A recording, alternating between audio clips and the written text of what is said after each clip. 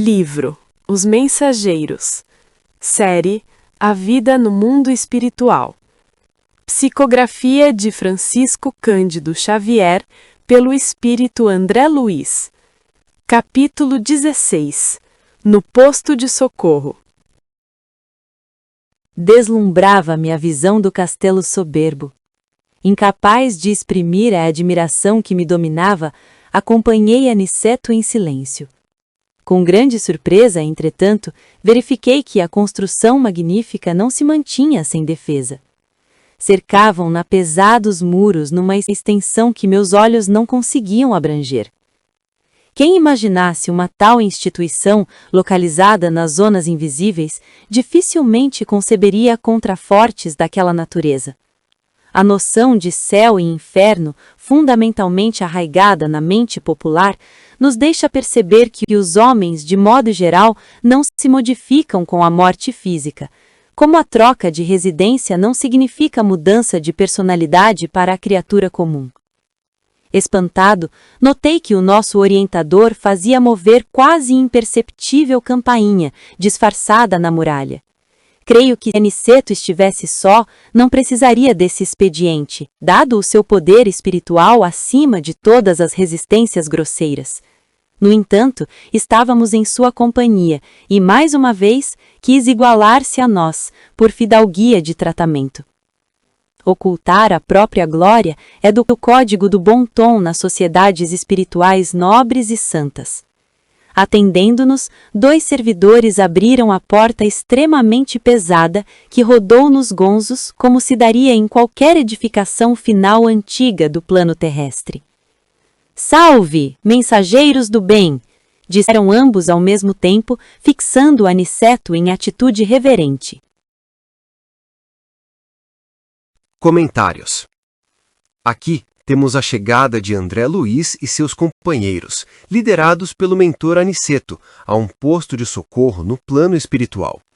A passagem é rica em detalhes visuais e reflexões filosóficas, abordando temas como a arquitetura espiritual, a natureza da vida após a morte e a hierarquia moral. 1. A visão do castelo e a admiração silenciosa. André Luiz fica completamente maravilhado, deslumbrava-me, com a visão de um castelo soberbo. Sua admiração é tão intensa que ele se torna incapaz de expressá-la em palavras, optando por seguir Aniceto em silêncio. Essa reação inicial estabelece a grandiosidade e a imponência do local. 2. A surpresa das fortificações e a necessidade de defesa. A admiração de André Luiz logo se transforma em surpresa ao perceber que a magnífica construção não está desprotegida. Pelo contrário, ela é cercada por pesados muros que se estendem por uma distância tão vasta que seus olhos não conseguem alcançar o fim. Essa descoberta é chocante para ele, pois contraria a ideia comum que as zonas invisíveis, o plano espiritual, seriam desprovidas de tais defesas materiais. 3.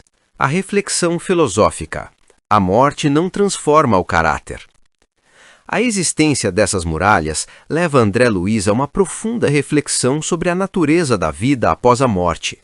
Ele contrapõe a visão popular de céu e inferno com uma realidade mais complexa. A principal conclusão é que a morte física não altera a essência moral e psicológica de uma pessoa. André Luiz usa uma analogia poderosa. A troca de residência não significa mudança de personalidade. Isso explica a necessidade das fortificações.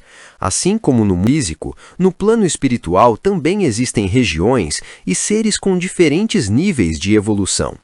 Os postos de luz e trabalho, como este castelo, precisam se proteger de influências e ataques de espíritos menos evoluídos ou mal intencionados, que mantêm suas paixões e desequilíbrios à morte do corpo.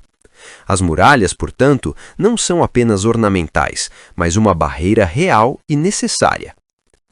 4. A humildade de Aniceto e o código espiritual. O trecho foca em seguida na atitude de Aniceto. Para entrar, ele não usa seus poderes espirituais elevados que o permitiriam superar qualquer barreira física, resistências grosseiras. Em vez disso, ele aciona uma quase imperceptível campainha, disfarçada na muralha. André Luiz interpreta esse gesto como um ato de fidalguia de tratamento. Aniceto age dessa forma para se igualar a seus companheiros menos evoluídos, demonstrando humildade e respeito. Essa atitude revela um princípio fundamental das esferas superiores. Ocultar a própria glória é do código do bom tom nas sociedades espirituais nobres e santas. A verdadeira grandeza espiritual não se manifesta pela ostentação de poder, mas pela simplicidade, serviço e amor. 5. A recepção reverente. Ao som da campainha, a entrada é concedida por 2 servidores. Eles abrem uma porta extremamente pesada, que gira em seus gonzos de maneira similar a uma construção antiga da terra, reforçando a solidez e a realidade daquele local. Os servidores saúdam o grupo, dirigindo-se especificamente a Aniceto com grande reverência. Salve, mensageiros do bem! A atitude deles confirma a elevada posição espiritual de Aniceto, a mesma que ele, por humildade, havia tentado disfarçar momentos antes. Pontos-chave: grandiosidade e solidez. O plano espiritual não é etéreo ou imaginário, possuindo construções magníficas e sólidas, como o castelo. Lei de causa e efeito. A necessidade de defesa prova que as consequências das ações e do poder persistem após a morte. O mal e o desequilíbrio continuam existindo nas zonas inferiores, exigindo proteção para os locais de paz. A morte não é transformação mágica. A passagem desmistifica a ideia de que morrer purifica ou condena instantaneamente. A evolução é um processo contínuo. Humildade como sinal de grandeza. A conduta de Aniceto exemplifica que a verdadeira elevação espiritual se manifesta na humildade e no serviço, e não na demonstração de poder. Organização e ordem. O socorro é um lugar organizado, com regras e protocolos de entrada, mostrando que a vida no além segue leis e uma estrutura social. Aniceto levantou a mão, que se fez luminosa nesse instante, e balbuciou algumas palavras de amor, retribuindo a saudação respeitosa. Entramos. Fiquei admirado. Pomares e jardins maravilhosos perdiam-se de vista. A sombra aí não era tão intensa. Sentíamos-nos banhados em suavidade crepuscular, graças aos grandes focos de luz radiante. O interior apresentava aspectos inesperados. Somente agora eu compreendia que a muralha ocultava a maioria das construções. Pavilhões de vulto alinhavam-se como se tivéssemos diante de prodigioso educandário. Turmas variadas de homens e mulheres dedicavam-se a serviços múltiplos. Ninguém parecia dar conta de nossa presença, tal o interesse que o trabalho despertava em cada um. Acompanhávamos Aniceto através de numerosas fileiras de árvores senhoris, que se assemelhavam a carvalhos antiquíssimos. Observava, todavia, que nesse abençoado posto de socorro a natureza se fizera maternal. Havia agora mais luz no céu e o vento era mais fagueiro, sussurrando brandamente no arvoredo farto. O bondoso instrutor, notando nossa admiração, esclareceu: esta paz reflete o estado mental dos que vivem neste pouso de assistência fraterna. Acabamos de atravessar uma zona de grandes conflitos espirituais que vocês ainda não podem perceber. A natureza é mãe amorosa em toda a parte, mas cada lugar mostra a influência dos filhos de Deus que o habitam. A explicação não poderia ser mais clara. Comentários. Este trecho descreve a chegada de André Luiz e seus companheiros, guiados por Aniceto, ao interior de um posto de socorro espiritual. A passagem foca na drástica mudança de ambiente e na revelação de uma importante lei espiritual sobre a interação entre a mente e a natureza. 1. A entrada e a primeira impressão. O trecho começa com a entrada no posto. Aniceto, em um gesto de respeito e amor, responde a uma saudação com sua mão que se torna luminosa, indicando sua elevada condição espiritual. Ao entrarem, André Luiz é tomado por uma profunda admiração. A paisagem interna é deslumbrante, composta de pomares e jardins maravilhosos, que se estendem até aonde a vista alcança. 2. A atmosfera e a estrutura do local. Diferente do exterior, sugerido como mais sombrio, o interior do posto é banhado por uma suavidade crepuscular, uma luz suave e agradável que emana de grandes focos radiantes, e não de um sol comum. André Luiz compreende que a grande muralha que cercava o local escondia a verdadeira dimensão e beleza do posto. As construções são imponentes, descritas como pavilhões de vulto alinhados de forma organizada, lembrando um prodigioso educandário, o que sugere um local de aprendizado e disciplina, além de socorro. 3. Atividade dos habitantes. O local é um centro de intensa atividade. Grupos de homens e mulheres se dedicam a múltiplos serviços com total concentração. O interesse e o foco no trabalho são tão grandes que ninguém parece notar a chegada dos visitantes. Isso transmite uma forte impressão de propósito, diligência e harmonia coletiva. 4. A percepção sutil da natureza. Enquanto caminham por entre fileiras de árvores majestosas, semelhantes a carvalhos antigos, André Luiz percebe uma qualidade especial na natureza local. Ele a descreve como maternal. O céu parece ter mais luz e o vento é mais fagueiro, agradável, carinhoso, soprando suavemente. A natureza não é apenas bela, mas acolhedora e protetora. 5. A explicação de Aniceto. A lei da influência mental. Percebendo a admiração de seus aprendizes, Aniceto oferece a chave para a compreensão daquela paz. Ele revela uma lei fundamental do plano espiritual: o ambiente como reflexo. A paz e a harmonia do posto de socorro são um reflexo direto do estado mental de seus habitantes. A beleza externa é uma projeção da beleza e equilíbrio internos dos espíritos que ali vivem e trabalham. O contraste com o exterior.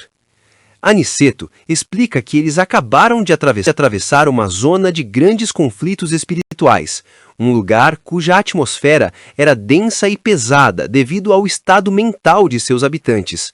Isso explica a sensação de alívio e a mudança drástica na percepção do ambiente. A lei universal. Ele conclui com uma máxima ritual: a natureza é mãe amorosa em toda a parte, mas cada lugar mostra a influência dos filhos de Deus que o habitam. Ou seja, a natureza, em sua essência, é neutra e amorosa, mas sua manifestação em cada localidade é moldada e influenciada pela vibração mental e moral dos seres que ali residem. O trecho se encerra com a constatação de André Luiz de que a explicação foi perfeitamente clara, marcando um momento de profundo aprendizado sobre como, no plano espiritual, o mundo exterior é uma manifestação direta do mundo interior. Atingindo o edifício central, construído à maneira de formoso castelo europeu dos tempos feudais, fomos defrontados por um casal extremamente simpático. "Meu caro Aniceto", falou o cavalheiro, abraçando o nosso orientador. "Meu caro Alfredo, nobre irmã Ismália", respondeu Aniceto, sorridente. Após as saudações afetuosas, apresentou-nos lisonjeiro. O casal abraçou, evidenciando cordialidade e atenção amiga.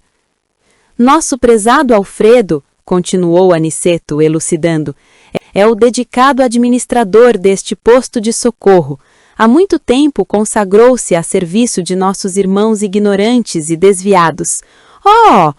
Não prossiga, revidou o apresentado, como a fugir às referências elogiosas. Consagrei-me simplesmente ao dever. E como se quisesse modificar a conversação, prosseguiu, atencioso. Mas que surpresa agradável! Faz muitos dias não temos visitas de nosso lar. Ainda bem que vieram hoje, quando Ismália veio igualmente ter comigo. Pois que, considerei intimamente, não seria aquela senhora de lindo semblante a esposa? Não viveriam ali juntos, como na terra? Antes, porém, que pudesse chegar a qualquer conclusão, Alfredo conduzia ao interior doméstico. As escadas de substância idêntica ao mármore me impressionava pela transparente beleza. Comentários. Essa passagem é rica em detalhes sobre a arquitetura, as relações interpessoais e as surpresas conceituais que o mundo espiritual apresenta em comparação com a vida na Terra. 1. A chegada e a arquitetura do local. A narrativa começa com a chegada ao edifício central. A aparência do lugar é imediatamente destacada, um formoso castelo europeu dos tempos feudais. Esta descrição estabelece um cenário grandioso e solene, sugerindo que as construções no plano espiritual podem refletir estilos e belezas conhecidas na Terra, mas com uma perfeição e magnificência próprias. 2. A recepção calorosa. Ao chegarem, são recebidos por um casal extremamente simpático, identificado como Alfredo e Ismália. A interação inicial revela uma profunda amizade e respeito entre Aniceto e seus anfitriões. A troca de saudações, meu caro Aniceto, meu caro Alfredo, nobre irmã Ismália, é afetuosa e demonstra a alegria do reencontro. Aniceto, então, apresenta seus companheiros, que são recebidos com a mesma cordialidade e atenção amiga. 3. Apresentação e caráter dos anfitriões. Aniceto aproveita a oportunidade para elucidar o papel de Alfredo, descrevendo-o como o dedicado administrador deste posto de socorro. Ele exalta o longo tempo de serviço de Alfredo em auxílio aos irmãos ignorantes e desviados, pintando um retrato de um espírito nobre e trabalhador. A reação de Alfredo é um ponto importante. Ele demonstra grande humildade, interrompendo o elogio de Aniceto, não prossiga, e redefinindo sua nobre tarefa como um simples cumprimento do dever. Essa atitude revela um caráter desprovido de vaidade, focado no serviço ao próximo. Para desviar o foco de si mesmo, ele muda de assunto, expressando sua alegria pela visita inesperada de amigos de nosso lar. 4. A surpresa e o questionamento de André Luiz. É neste momento que a narrativa introduz um elemento de surpresa e aprendizado para André Luiz. Alfredo menciona que a visita é ainda mais feliz porque coincide com a chegada de Ismália, quando Ismália veio igualmente ter comigo.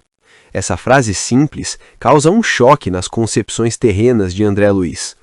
Ele havia assumido, pela forma como se apresentaram, que Alfredo e Ismália eram um casal que vivia junto naquele posto, como marido e mulher na terra. Seu pensamento íntimo revela sua confusão. Pois que? Não seria aquela senhora de lindo semblante a esposa? Não viveriam ali juntos como na terra? Este questionamento é fundamental, pois introduz ao leitor, através dos olhos de André Luiz, a ideia de que os laços afetivos e as estruturas sociais no plano espiritual não eram as cópias das relações terrenas. Os laços afetivos e de trabalho podem existir de formas diferentes, e a coabitação não é necessariamente a base de uma união. 5. Transição e a beleza do ambiente. Antes que André Luiz possa processar essa nova informação ou chegar a qualquer conclusão, a cena avança. Alfredo, o atencioso anfitrião, os conduz para o interior do castelo. A narrativa se encerra com mais uma observação sobre a materialidade e a beleza do plano espiritual. André Luiz fica impressionado com as escadas, feitas de uma substância idêntica ao mármore, mas com uma transparente beleza, sugerindo uma matéria mais etérea, translúcida e pura que é encontrada no mundo físico. Pontos-chave. Cenário.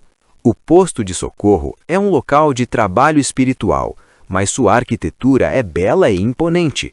Um castelo. Personagens. Apresenta Alfredo, um administrador humilde e dedicado, e Ismália, uma figura amiga e nobre. Relações espirituais. A amizade e o respeito são a base das interações. Lição principal. O trecho desafia a suposição de que as relações no plano espiritual, como casamento e vida em comum, espelham exatamente as da Terra. Revela que os arranjos são baseados em afinidade, trabalho e missões, e não necessariamente em coabitação. Perspectiva de André Luiz. Demonstra o contínuo processo de aprendizado de André Luiz, que constantemente compara o que vê com suas experiências e conceitos terrenos, sendo surpreendido pelas novas realidades.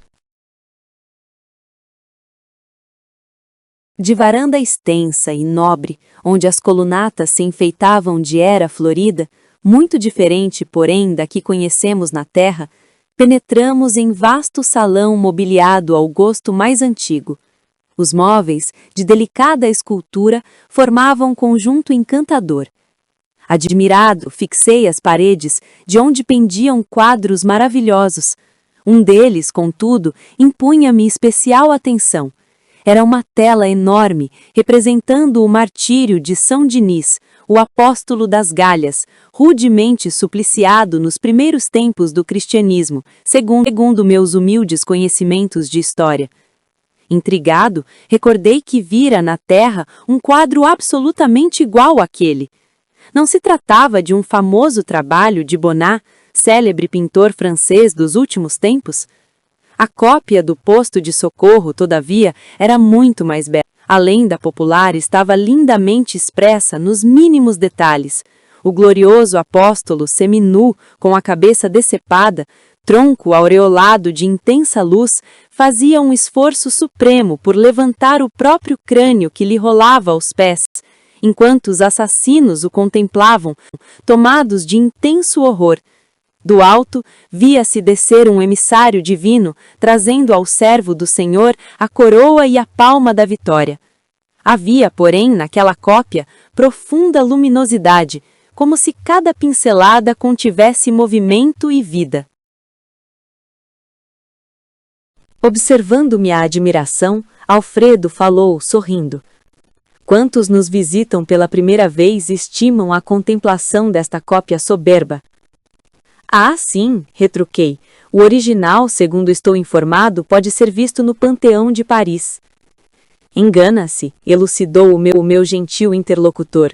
Nem todos os quadros, como nem todas as grandes composições artísticas, são originariamente da Terra. É certo que devemos muitas criações sublimes à celebração humana, mas neste caso, o assunto é mais transcendente. Temos aqui a história real desta tela magnífica.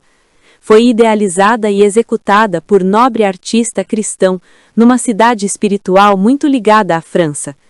Em fins do século passado, embora estivesse retido no círculo carnal, o grande pintor de Bayonne visitou essa colônia em noite de excelsa inspiração, que ele, humanamente, poderia classificar de maravilhoso sonho. Desde o minuto em que viu a tela, Florentino Bonnat não descansou enquanto não a reproduziu, palidamente, em desenho que ficou célebre no mundo inteiro. As cópias terrestres, todavia, não têm essa pureza de linhas e luzes, e nem mesmo a reprodução, sob nossos olhos, tem a beleza imponente do original que já tive a felicidade de contemplar de perto, quando organizávamos aqui no posto homenagens singelas para a honrosa visita que nos fez o grande servo do Cristo. Para movimentar as providências necessárias, visitei pessoalmente a cidade espiritual a que me referi. Comentários.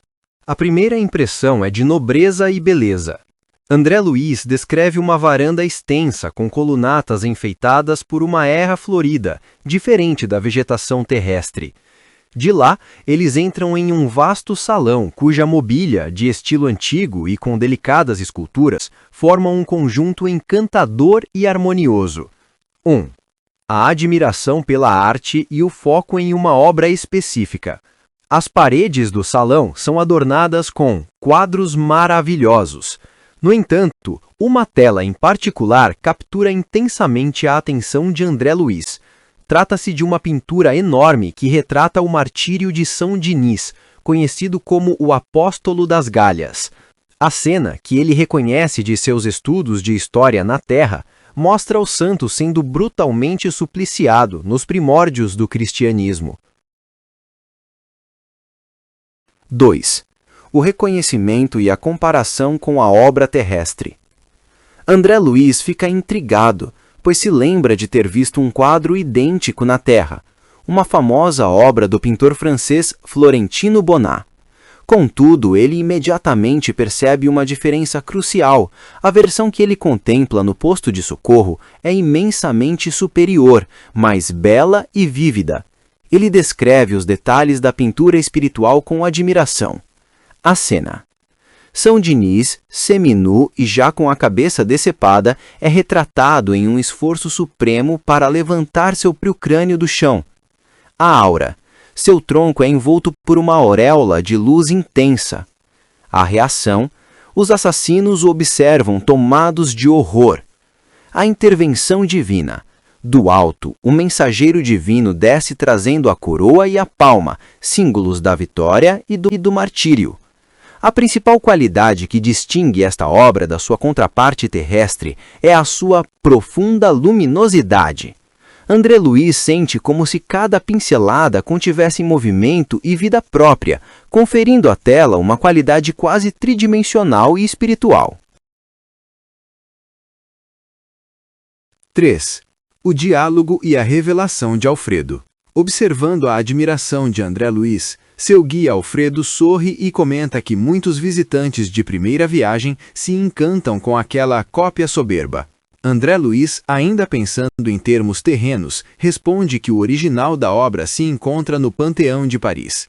É neste ponto que Alfredo o corrige e apresenta a revelação central do trecho: a origem espiritual da arte. Alfredo explica que André Luiz está enganado. Nem todas as grandes obras de arte são originárias da Terra. Embora a humanidade produza criações sublimes, o caso daquela pintura é mais transcendente. A história real da tela. O verdadeiro original da pintura foi idealizado e executado por um nobre artista cristão em uma cidade espiritual ligada à França. A inspiração do artista terreno. O pintor terrestre, Florentino Bonnat, durante uma noite de excelsa inspiração, que ele provavelmente interpretou como um sonho maravilhoso, teve seu espírito transportado para essa colônia espiritual. Lá, ele viu a tela original, a cópia terrestre. Após essa experiência, Bonnat ficou obcecado e não descansou até conseguir reproduzir a obra na Terra.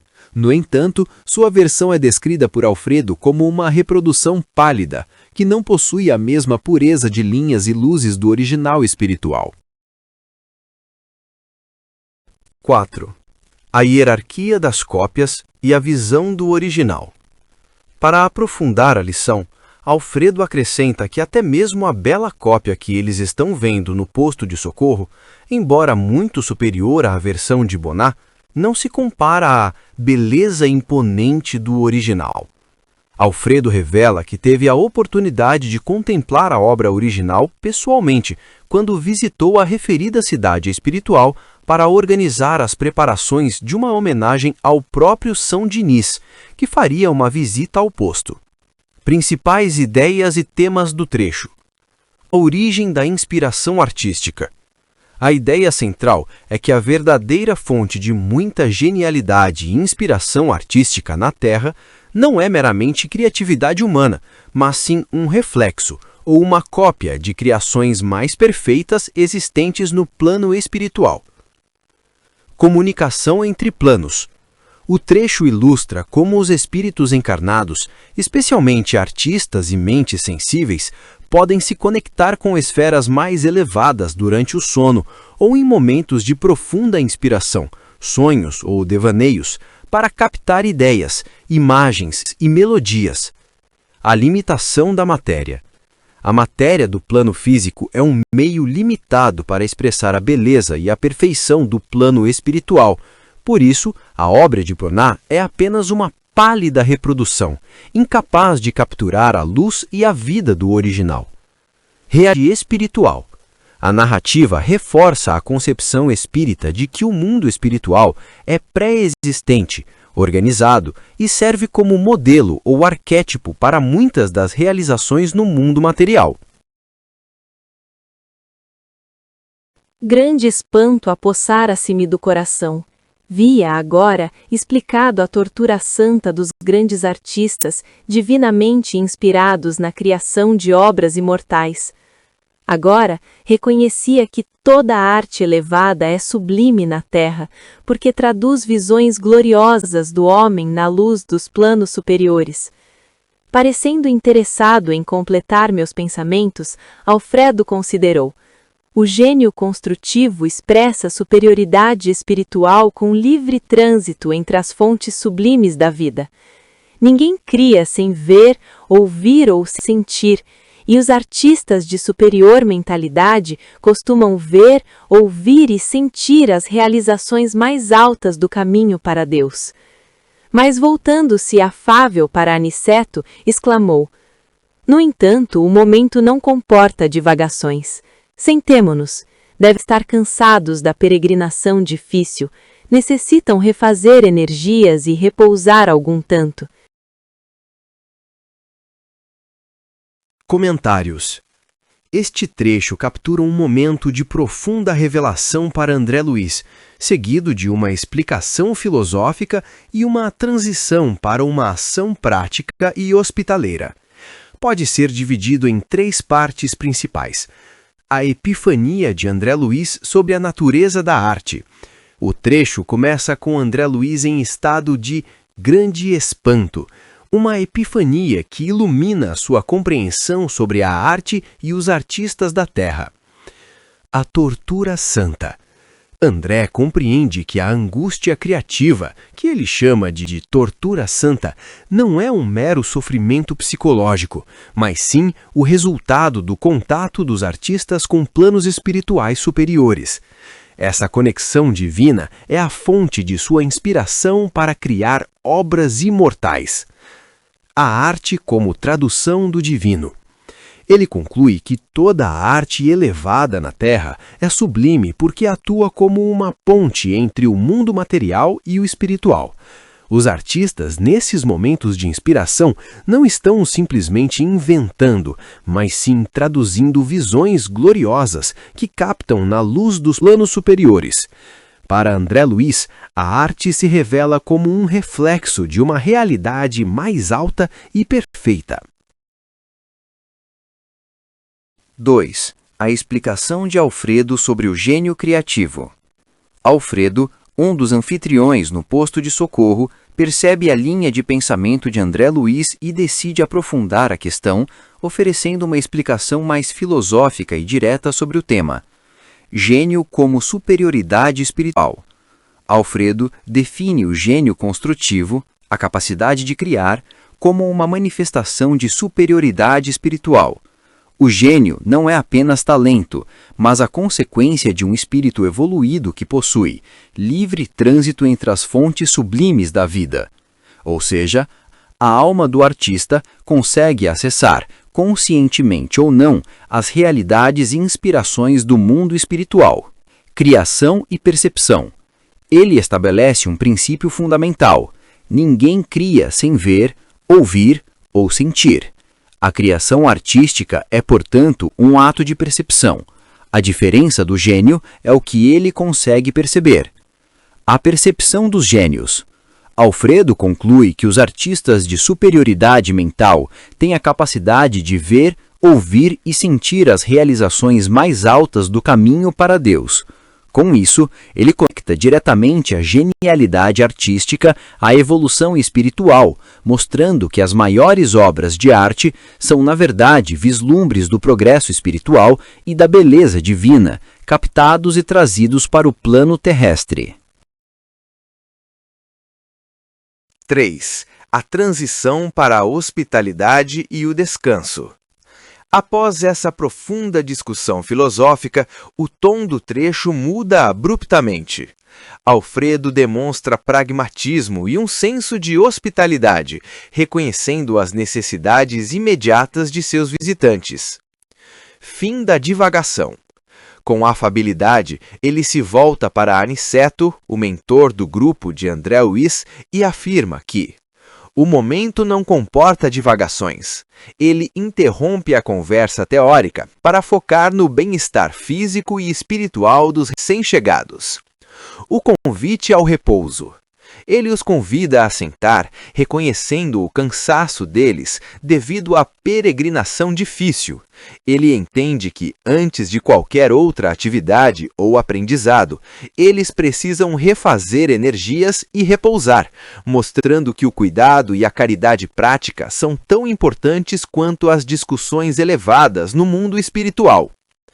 Pontos-chave. Origem espiritual da arte. A grande arte não nasce do nada, mas da conexão do artista com planos espirituais mais elevados. O artista como médium. O gênio artístico atua como um canal ou tradutor de belezas e verdades do mundo espiritual para o mundo material. Gênio e evolução.